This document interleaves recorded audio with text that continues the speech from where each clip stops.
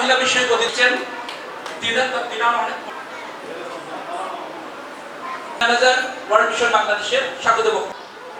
মাননীয় প্রধান অতিথি, সবাই যেটা বিশ্বাস করি যে কেমন আছেন? সবার জন্য সালাম, শুভেচ্ছা এবং শুভকামনা। এবং ওয়ার্ল্ড ভিশন বাংলাদেশ যৌথভাবে একটু বই খাতা নিয়ে লেখাপড়া করার কথা সবাই নীরবে বসে। আজকে